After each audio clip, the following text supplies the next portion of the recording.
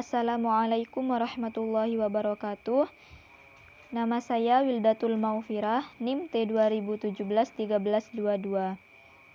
Pembelajaran daring kelas 10 materi PAI dan Budi Pekerti, kelompok 37. Selamat pagi adik-adik, jangan lupa jaga kebersihan dan selalu mematuhi protokol kesehatan 3M, memakai masker, mencuci tangan, dan menjaga jarak.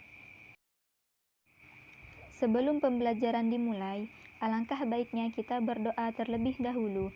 Berdoa, mulai. Raditu billahi robba wa bil islami dina wa bi muhammadin nabiyya wa rasula rabbi zidni ilma warzuqni fahma amin ya rabbal alamin. Untuk absensi, silahkan mengisi di Google Classroom. Baik, materi untuk hari ini yaitu tentang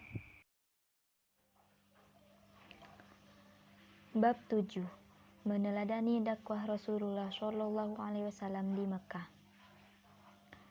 Pada tanggal 17 Ramadan tahun 610 Masehi, 13 tahun sebelum hijrah, Nabi Muhammad Shallallahu Alaihi Wasallam yang saat itu berusia 40 tahun mendapat wahyu pertama, yaitu surat Al-Alaq ayat 1-5. Peristiwa ini menandai diangkatnya Nabi Muhammad Shallallahu Alaihi Wasallam sebagai Rasul. Setelah turunnya wahyu kedua, yaitu surat Al-Mudassir ayat 1-7, Rasulullah Shallallahu Alaihi Wasallam diperintah oleh Allah Subhanahu Wa Taala untuk berdakwah. Bukanlah hal mudah untuk menyampaikan ajaran tauhid kepada penduduk Makkah. Hal ini dikarenakan mayoritas penduduk Makkah telah memiliki agama, yaitu menyembah berhala. Masyarakat Arab ketika itu dikenal dengan masyarakat Arab jahiliyah karena masih berada dalam kebodohan. Kebodohan yang dimaksud adalah kebodohan dalam bidang norma, moral, etika, hukum, dan agama. Kondisi masyarakat Arab jahiliyah. Berdasarkan asal-usul keturunan, penduduk Jazirah Arab dapat dibagi menjadi dua golongan besar, yaitu Qotoniyun atau keturunan Qoton dan Adaniyun, keturunan Ismail bin Ibrahim. Pada awalnya, golongan Adaniyun menduduki wilayah utara dan wilayah selatan diduduki oleh golongan Qotoniyun. Namun, seiring perkembangan waktu, kedua golongan itu membaur menjadi satu karena perpindahan dari utara ke selatan dan sebaliknya. Kota terpenting dan terkenal di antara kota-kota di Jazirah Arab adalah kota Makkah. Hal ini dikarenakan kota Makkah dilalui jalur perdagangan yang ramai yang menghubungkan Yaman di selatan dan Syria di utara. Ka'bah yang berada di tengah kota Makkah merupakan pusat keagamaan Arab. Mayoritas masyarakat Arab beragama Wathani, yaitu percaya kepada dewa yang diwujudkan dalam bentuk berhala dan patung. Ka'bah merupakan tempat mereka berziarah. Di dalamnya terdapat 360 berhala yang mengelilingi berhala utama, yaitu Hubal. Setiap kabilah atau suku memiliki berhala sendiri-sendiri yang dipusatkan di Ka'bah. Selain Hubal, berhala yang terkenal adalah Lata, Uzza, dan Manat. Ada pula sebagian masyarakat Arab menyembah malaikat dan bintang, seperti yang dilakukan kaum Sabi'in. Hal ini adalah salah satu bentuk kejahiliahan di bidang agama. Agama dan kepercayaan tersebut sudah menyimpang dari ajaran agama tauhid dari para nabi dan rasul terdahulu. Sistem hidup masyarakat jahiliyah sangat ditentukan oleh dua hal, yaitu kekuasaan kesukuan dan kekuasaan ekonomi. Masing-masing suku atau kabilah bersaing untuk menjadi yang paling kuat dan paling disegani. Sumber kekuatan mereka adalah kesetiaan dan solidaritas di antara anggota kelompok. Penduduk Arab jahiliyah memiliki tabiat suka berperang. Oleh karena itu, peperangan antar suku sering terjadi dan telah menjadi tabiat yang mendarah daging. Dunia Arab ketika itu merupakan kancah peperangan terus-menerus. Akibatnya adalah kebudayaan mereka tidak berkembang. Kondisi masyarakat yang suka berperang seperti ini juga menyebabkan nilai wanita menjadi sangat rendah. Seorang wanita tidak punya hak mewarisi harta peninggalan suaminya, bapaknya, atau anggota keluarga lainnya. Apabila terjadi peperangan antar suku, maka suku yang kalah akan dijadikan budak oleh suku yang menang. Masyarakat Arab jahiliyah memiliki kebiasaan buruk, diantaranya minum minuman keras, berjudi, dan membunuh. Lebih dari itu, mereka beranggapan bahwa minum minuman keras, berjudi, mencuri, merampok, berzina, membunuh bukan merupakan perbuatan salah. Hal ini merupakan bentuk kejahilian di bidang norma etika dan hukum. Nabi Muhammad SAW diangkat sebagai Rasul. Ketika menginjak usia 40 tahun, Nabi Muhammad lebih banyak mengerjakan tahannus, menyendiri, menjauhkan diri dari keramaian, daripada waktu-waktu sebelumnya. Pada malam 17 Ramadan atau bertepatan 6 Agustus 610 Masehi, ketika bertahanus di Gua Hiro, datanglah malaikat Jibril menemui Nabi Muhammad untuk menurunkan wahyu pertama, yaitu surat Al-Alaq ayat 1-5. Turunnya wahyu pertama berarti Nabi Muhammad secara resmi diangkat menjadi Nabi dan Rasul. Setelah menerima wahyu yang pertama, Nabi Muhammad tidak langsung berdakwah menyampaikan risalah Allah Subhanahu wa Ta'ala. Nabi Muhammad menunggu turunnya wahyu kedua. Dikala menunggu turunnya wahyu yang kedua, kembali Rasulullah diliputi perasaan cemas dan khawatir kalau-kalau wahyu itu putus. Bahkan, beliau hampir saja putus asa, akan tetapi beliau tetap bertahanus sebagaimana biasa di Gua Hiro. Kemudian, setelah beberapa lama, turunlah wahyu yang kedua, yaitu surah Al-Mudaththir ayat 1-7. Dengan turunnya wahyu yang kedua ini, beliau memulai berdakwah menyiarkan agama Islam. Substansi dakwah Rasulullah di Mekkah. Yang pertama, mengajar tauhid kepada Allah Subhanahu wa Ta'ala. Rasulullah SAW mengajak masyarakat Arab yang saat itu menyembah berhala agar mengesahkan atau tauhid, menyembah hanya kepada Allah Subhanahu wa Ta'ala semata, serta mengakui kerasulan Muhammad SAW. Islam mengajarkan bahwa Allah Subhanahu wa Ta'ala adalah Maha Esa. Dialah tempat memohon bagi semua makhluknya. Dia tidak beranak dan tidak diperanakkan, dan tidak ada satupun yang menyamainya. Kedua ialah memperbaiki akhlak masyarakat Makkah. Rasulullah SAW memperbaiki akhlak masyarakat Makkah yang saat itu terbiasa berperilaku jahiliyah, seperti minum minuman keras, berjudi, berzina, dan membunuh. Islam menegaskan bahwa semua perbuatan tersebut adalah dosa besar. Di samping itu, Nabi Muhammad juga mengajak masyarakat Arab untuk berbuat kebajikan dan berakhlak terpuji, dan melarang berbuat kejahatan dan kerusakan. Ketiga ialah menegakkan keadilan dan persamaan derajat.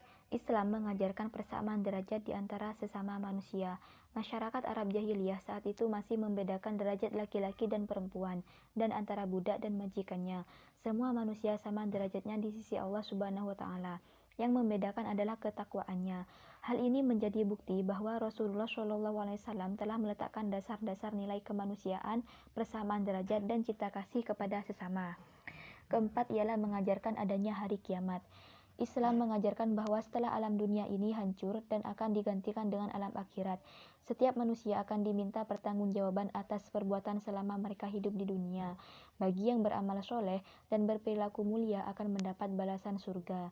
Sebaliknya, bagi yang bermaksiat dan berperilaku tercela akan dibalas dengan neraka. Selanjutnya ialah strategi dakwah Rasulullah SAW di Mekah. Pertama ialah dakwah secara sembunyi-sembunyi selama kurang lebih 3 tahun. Mayoritas masyarakat Arab menyembah berhala dan patung-patung yang ada di Ka'bah dan sekitarnya. Kepercayaan dan keyakinan mereka turun-menurun dari nenek moyang. Kondisi seperti ini mengakibatkan tujuan dakwah guna menyampaikan ajaran tauhid terhambat, sebab resiko penolakan terhadap ajaran Islam semakin tinggi, mengingat selama bertahun-tahun mereka menyembah berhala. Strategi yang paling bijaksana untuk menghadapi kondisi seperti ini adalah berdakwah secara sembunyi-sembunyi. Dengan demikian, masyarakat Makkah tidak akan kaget karena munculnya agama Islam. Pada mulanya, Rasulullah SAW menyampaikan ajaran Islam kepada anggota keluarga, sahabat, dan orang-orang yang paling dekat dengan beliau. Mereka ini sangat mengenal kepribadian Nabi Muhammad SAW sebagai pribadi yang jujur, mencintai kebaikan dan kebenaran serta kelurusan akhlak beliau. Demikian pula sebaliknya, Rasulullah SAW juga mengenal mereka dengan baik. Mereka langsung menerima ajaran Islam dari Rasulullah, karena mereka meyakini kejujuran dan keagungan akhlak Nabi serta meyakini kebenaran ajaran yang beliau sampaikan. Dakwah secara sembunyi-sembunyi berhasil mengislamkan 12 orang. Disebut as-sabiqunal awwalun, yaitu orang-orang yang pertama masuk Islam. Rasulullah Shallallahu Alaihi Wasallam menemui mereka secara perorangan dan mengajarkan Islam dengan sembunyi-sembunyi. Akhirnya mereka memeluk Islam secara sembunyi-sembunyi pula. Meskipun dakwah Rasulullah dilakukan secara sembunyi-sembunyi, ternyata kaum kafir Quraisy sudah mendengar berita tersebut. Pada mulanya kaum kafir Quraisy tidak memperdulikannya, tetapi seiring berjalannya waktu ada pula sebagian kaum kafir Quraisy yang mulai bereaksi memberikan perhatian terhadap dakwah beliau. Mereka khawatir terhadap pengaruh dakwah Rasulullah SAW akan semakin memudarkan pengaruh dan kekuasaan orang-orang Quraisy.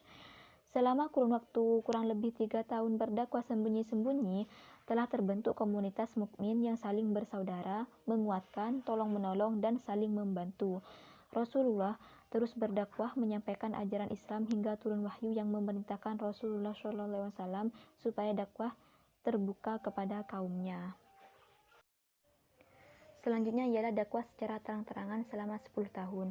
Allah Subhanahu wa taala menurunkan wahyu Quran surah Al-Hijr ayat 94 yang berbunyi Bismillahirrahmanirrahim.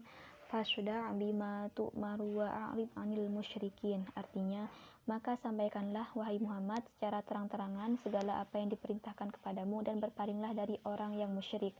Turunnya ayat di atas memberikan isyarat bahwa dakwah yang dilakukan Nabi beserta para sahabatnya akan menghadapi hambatan dari kaum kafir Quraisy. Dengan demikian, Rasulullah dan para sahabatnya sudah mempersiapkan diri guna menghadapi segala resiko. Setelah turun Quran surah Al-Hijr ayat 94, Rasulullah SAW mulai intensif berdakwah secara terang-terangan. Rasulullah merasa lebih mantap untuk berdakwah karena mendapat dukungan dan perlindungan dari Abu Thalib. Rasulullah mengumpulkan penduduk Makkah di Bukit Sofa. Tampak yang hadir adalah tokoh-tokoh kafir Quraisy seperti Abu Lahab, Abu Jahal, dan Umar bin Khattab. Ketika Nabi SAW mulai menyampaikan ajaran Islam kepada mereka, Nabi mendapat perlakuan kasar dan hinaan dari mereka. Namun, dakwah tersebut tetap ada hasilnya, yaitu beberapa orang dari golongan lemah seperti budak dan orang-orang miskin menjadi pemeluk Islam. Selanjutnya ialah reaksi kaum kafir Quraisy. Kaum kafir Quraisy menolak dan menentang ajaran Islam yang dibawa oleh Rasulullah.